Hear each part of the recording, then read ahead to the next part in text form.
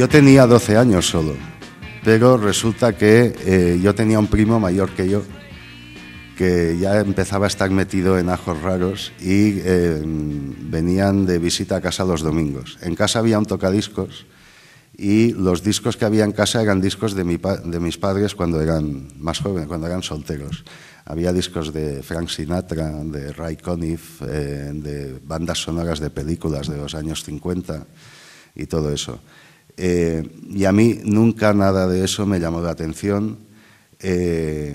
Escuchábamos mucho la radio, lo que yo oía en la radio tampoco jamás me había llamado la atención.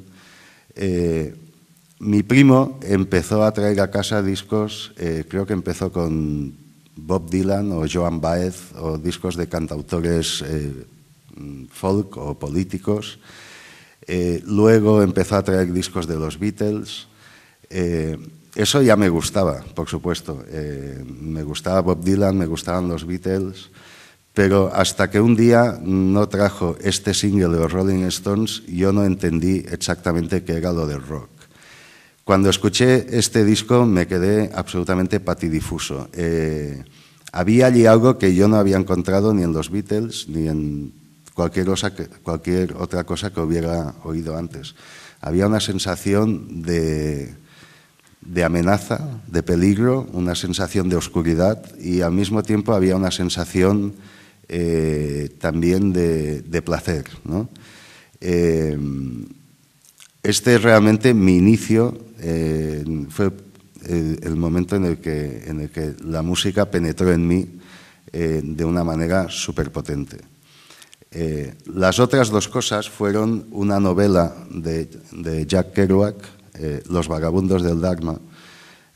Jack Kerouac era un escritor de la Beat Generation americana, digamos que la Beat Generation habían sido los pre-hippies de Estados Unidos. Y la tercera cosa fueron los cómics de Robert Crumb. Pero claro, hasta esto aún pasaron unos años más. Lo primero que penetró en mí fue la música.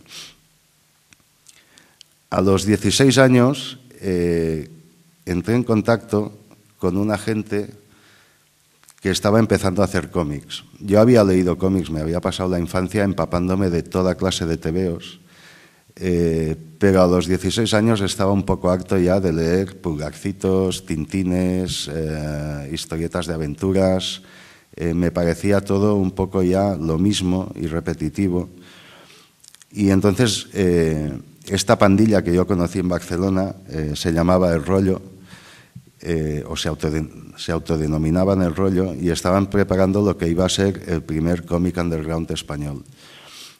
Y ellos me dieron a conocer los cómics de Robert Crumb, que se habían publicado unos años antes en Estados Unidos y que venían a romper absolutamente con toda la tradición del cómic, incorporando nuevos temas. Temas como el lado sórdido de la vida, lo sexual, lo político, todo eso que yo jamás había visto en un cómic. Eso a mí me alucinó y me abrió los ojos al hecho de que el cómic podía tratar temas que a mí, como adolescente en aquel entonces, me interesaban muchísimo, ¿no? Así que entré en contacto con este grupo de gente y me animaron a dibujar. Entonces, como tenían a punto de sacar su revista, y entre ellos estaban gente hoy en día muy conocida como Mariscal y Nazario, estaban a punto de sacar su revista, me ofrecieron espacio para publicar allí y yo, ni corto ni perezoso, me puse a dibujar una historieta. No la he traído, no me gusta enseñarla, la verdad es que me parece abominable, pero en fin, fue la primera cosa que publiqué. Y allí, en el piso donde vivían ellos, una especie de comuna desmadrada, empecé a conocer todos estos cómics underground o contraculturales que se estaban haciendo en Estados Unidos y empecé a quedar absolutamente fascinado por la posibilidad de comunicación del cómic. Porque yo en los años anteriores me había dado por pintar y entonces pensaba que quería estudiar Bellas Artes, pensaba que quizás sería pintor, También siempre me habían gustado los dibujos animados, tanto los de Walt Disney como los de la tele, los de Bugs Bunny, etc., ¿no? Y vagamente pensaba, algún día me gustaría dedicarme al dibujo animado. Pero claro, vi los cómics y pensé, jolines, esto es muy fácil. Soy yo, un papel, un lápiz y nada más. Es muy simple y además llega a mucha gente, circula por ahí, puedo inventarme historias, que era otra cosa que a mí me gustaba. Yo tenía una fantasía desatada, aún la tengo, espero, y entonces se me ocurrían muchas historias. Así que entré a formar parte de este grupo. Editamos lo que sería, yo creo, el primer fanzine español en el año 73. Se llamaba El Rollo Enmascarado y lo vendíamos clandestinamente por la calle, porque en el año 73 Franco estaba vivo, era una dictadura, había censura de todo tipo para la política, para el sexo, había temas tabús, intocables. Y nosotros habíamos trabajado con libertad absoluta sin autocensurarnos nada, ¿no? Lo vendíamos clandestinamente por la calle.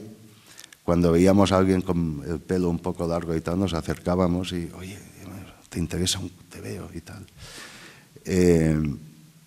La verdad es que hicimos, creo, una primera edición de 1000 ejemplares, sin depósito legal, sin nada, todo absolutamente clandestino. La vendimos prácticamente toda en las calles de Barcelona, pero en algún momento cayó en manos de la policía, hubo una denuncia y fuimos llamados a juicio. Se solventó la cosa con cierta suerte en el sentido de que solo nos tocó pagar una multa y una gran reprimenda por parte del juez, con lo cual decidimos continuar, ¿no? Evidentemente.